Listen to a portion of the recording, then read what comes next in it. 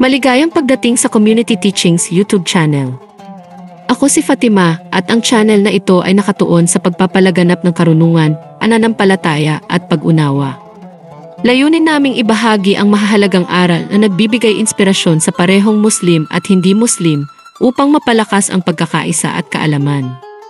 Kung bago ka rito, huwag kalimutang mag-subscribe upang hindi mapalampas ang anumang mahalagang talakayan. Ngayon, tatalakayin natin ang isang napakahalagang paksa, ang 5 haligi ng Islam at ang kanilang koneksyon sa Ramadan. Ang 5 haligi ng Islam. Ang Islam ay itinatag sa 5 pangunahing haligi na siyang pundasyon ng pananampalataya at pamumuhay ng bawat Muslim. Ang mga haliging ito ay syahada, pananampalataya, sala, panalangin, zakat, pagbibigay ng kawanggawa, saum, pag-aayuno at hajj, paglalakbay.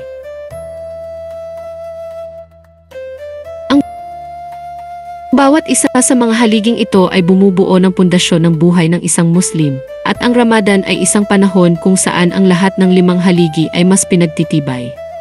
Tuklasin natin ang bawat isa at ang kanilang koneksyon sa banal na buwang ito. No. 1. Syahada, pananampalataya, ang pagpapahayag ng pananampalataya. Ang syahada ay ang patunay na walang ibang Diyos, kundi si Allah at si Muhammad, kapayapaan ay mapasa kanya, ang kanyang sugo.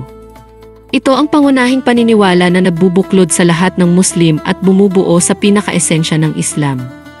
Sa panahon ng Ramadan, ang pananampalataya ay hindi lamang isang pagpapahayag kundi isang buhay na karanasan. Ang buwan na ito ay nagpapalakas ng ating ugnayan kay Allah sa pamamagitan ng matinding debosyon, disiplina sa sarili at pagsamba. Ito ay panahon ng muling pagtibay ng pananampalataya, malalim na pagninilay-nilay at muling pagkonekta sa ating layunin sa buhay.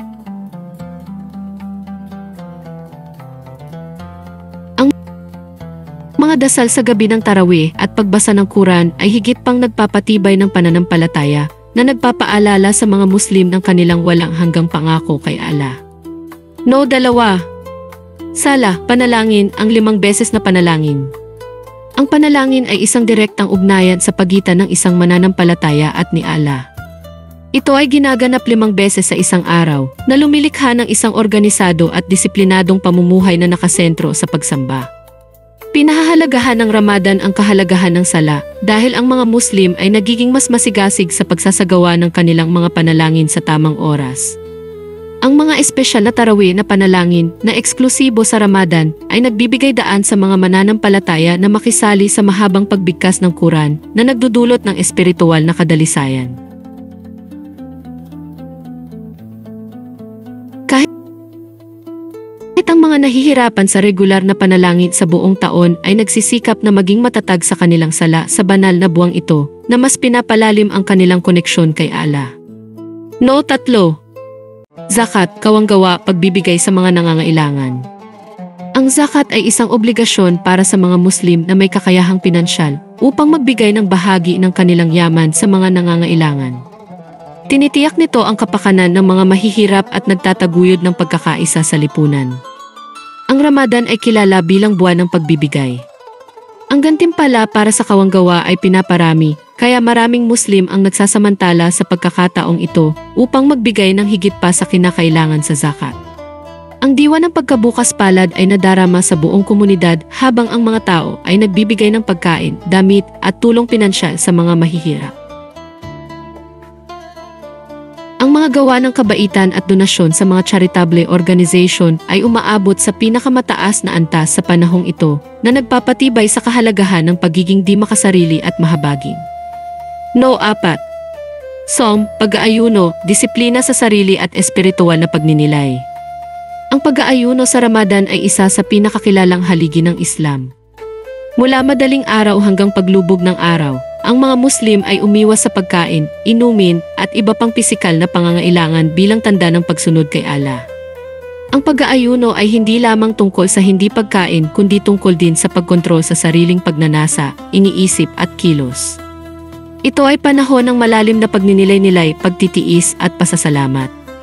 Ang karanasan ng gutom at uhaw ay nagpapaalala sa mga mananampalataya ng paghihirap ng mga walang makain sa pang-araw-araw na nagpapalakas ng pakikiramay at pananagutang panlipunan. Pinatitibay rin ito ang disiplina na nagtuturo ng pagpipigil sa sarili sa lahat ng aspeto ng buhay.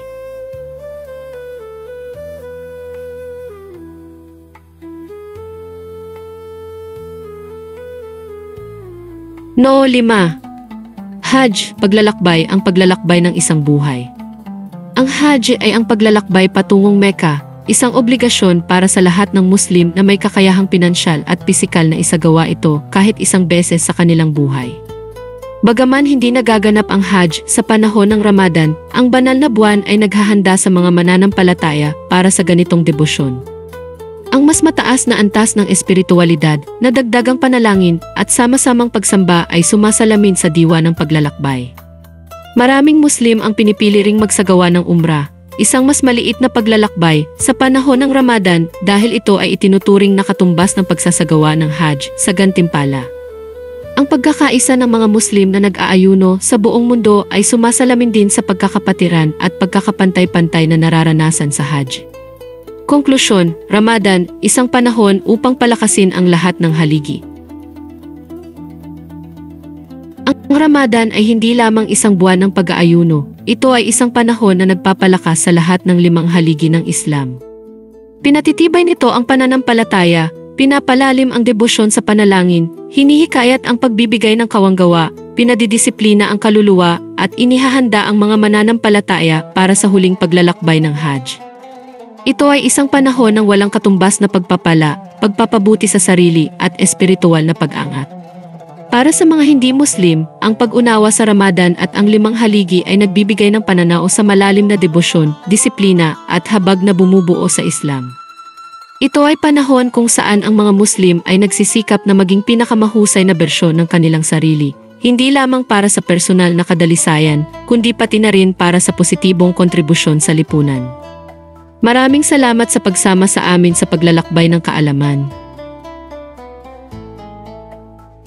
Kung nahanap mong kapaki-pakinabang ang talakayang ito, huwag kalimutang i-like, i-share, at mag-subscribe sa Community Teachings. Naway dalhin ng Ramadan na ito ang kapayapaan, karunungan at pagpapala sa lahat. Hanggang sa muli, manatiling pinagpala,